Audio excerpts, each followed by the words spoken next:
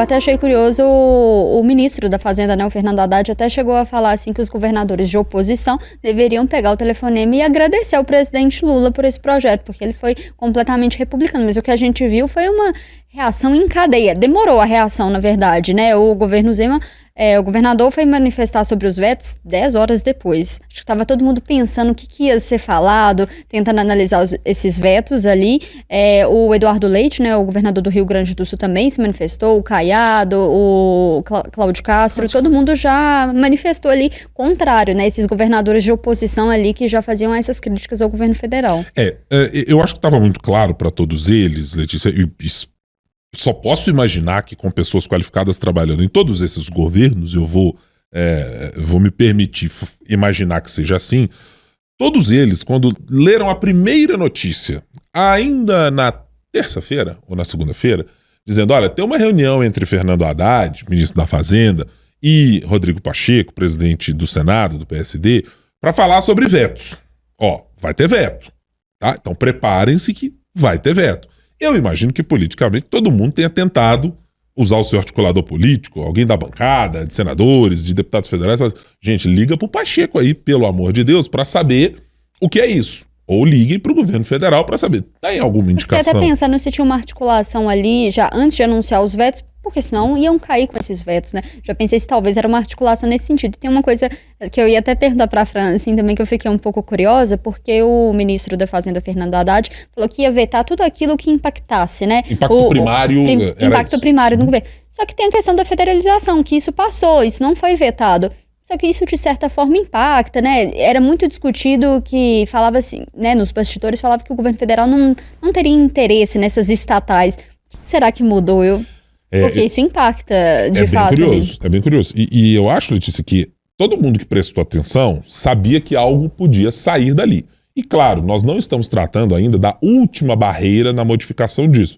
Porque, bom, constitucionalmente, esses vetos do presidente precisam ser sacramentados pelo Congresso Nacional. O Congresso ainda vai olhar, ou espera-se que debruce-se sobre eles na volta dos trabalhos, e que aí cada governador, cada bancada, cada interesse estadual, ou se vão fazer um interesse corporativo pelo COSUD, todo mundo vai junto nessa conversa, sei lá o que vão fazer.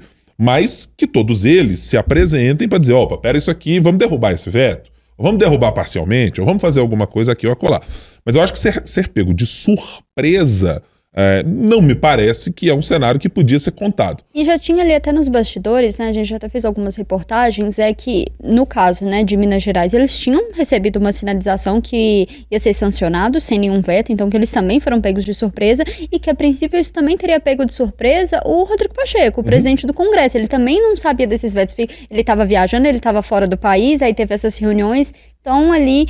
Até que consenso, foi um projeto construído junto com o governo federal, mas a gente viu nessa construção, nesse período, teve alguns embates também do Pacheco com o Haddad ali, de discordâncias nesse projeto. E muito, muito a toque de caixa, uma discussão que é muito sensível. Eu não sei se a Fran, e quero trazê-la para essa conversa, tem essa mesma impressão, mas assim, Fran, talvez seja porque nós, mineiros, e a gente discutindo daqui e daí de Brasília com o olhar de Minas Gerais, né? A lente colocada sob as nossas contas. A gente deu muita atenção para este assunto, mas me parece que o debate público sobre isso só ganhou alguma tração nacionalizada quando o governador do Rio entrou um pouco mais na conversa, quando o governador Tarcísio de Freitas também foi chamado para esse papo e disse como é que tem coisa aí pra mim, mas que... Tarcísio ainda não falou nada, né? Muito pouco, né? E porque tem uma condição muito sui generis nessa história, né? A Receita de São Paulo, qualquer movimento na Receita de São Paulo, rapidamente resulta numa capacidade de redução de endividamento. Se fizer uma gestãozinha, nota 5, tá, gente? Num governo como o de São Paulo, tem muito recurso. É muito imposto que gira.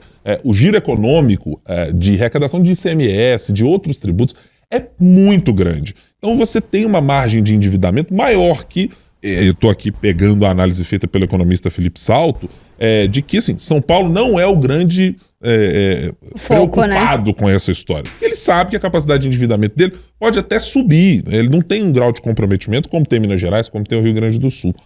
Mas eu tenho a impressão, Frank, que assim, a proposta foi debatida bastante assodadamente para passar, antes de acabar a gestão Pacheco como presidente do Senado, para ele ter uma marca para chamar de sua, né, dizendo, opa, isso aqui é a minha salvação dos estados. Como é que você vê no cenário geral e as declarações que já foram dadas depois desse veto, Fran? Pois é, a reforma tributária foram 35 anos, né, para ter um projeto, enfim, aprovado. A gente viu esse debate há pouco mais de um ano, né? E assim, depois de toda a reunião, depois de toda a declaração desse toma lá da cá, de governadores criticando Haddad criticando Pacheco ficando ali, mais uma crítica ali, enfim. A gente viu que nunca se chegava a um denominador comum, né? É incrível, toda reunião sempre era, olha, essa proposta tal não vai agradar, não atende aos estados, etc. E sempre isso, porque alguém vai deixar de arrecadar, alguém vai deixar de receber. Então, uma questão de matemática também, para cada governo tentar fechar suas contas no positivo, lembrando que no caso de Fernando Haddad, tem essa perseguição aí pela meta fiscal de déficit zero, né? Que é muito importante para o governo. Então, assim, o que já se parecia é de que não ia se entrar realmente em um denominador comum e que o projeto, do jeito que foi aprovado no Congresso Nacional, ele já seria vetado. Isso já era, digamos que... Isso já era sabido ali nos bastidores, que ia vetar a questão do fundo. Então, assim, eu não considero grandes surpresas alguns desses pontos, não. E ontem à noite, depois de toda a discussão, Lula fala uma coisa, Zema outra, Haddad outra, o presidente do Senado, Rodrigo Pacheco, autor, né, o pai dessa proposta aí, o que falou que entrou no meio e ia resolver, ele até soltou uma nota, né, falando que o momento é de agradecer ao presidente Lula a sanção e aproveitar a oportunidade que os estados terão para equacionar um problema histórico. O Rodrigo Pacheco, que ele inicia agora, no dia 1º de fevereiro, já deixa de ser presidente do Senado. Quem entra no lugar provavelmente será...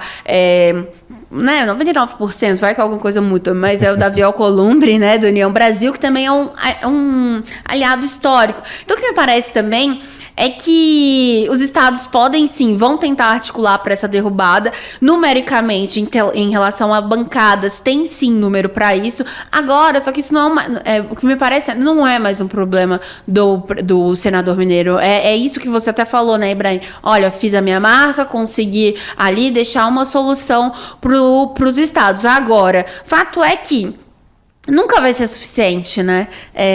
O que um apresentar, o que o outro apresentar, nunca vai ser suficiente. E essa coisa ainda se torna mais insuficiente quando a gente está próximo de 2026 e muitos dos governadores de oposição também têm um desejo de entrar para um cenário nacional, seja como presidentes, seja como vice-presidente. Então, as articulações não param. Então, também tem esse pano de fundo importante sobre isso, né? Será qual seria o modelo exato feito pelo governo federal que agradaria aos estados? Seria nunca pagar essa dívida, pagar parcelado sem juros? Então, assim, não estou dizendo que a forma que é hoje é a mais correta, mas é importante também levar isso em consideração, né, de que esse projeto, ele chegaria a um denominador comum de fato? Acredito eu que não, principalmente quando a gente olha para um Ronaldo Caiado, governador de Goiás, para um Romeu Zema de Minas, para o Eduardo Leite. Todo mundo tem interesses, né? E também, mesmo que a intenção não seja presidencial, ninguém quer deixar um governo no vermelho.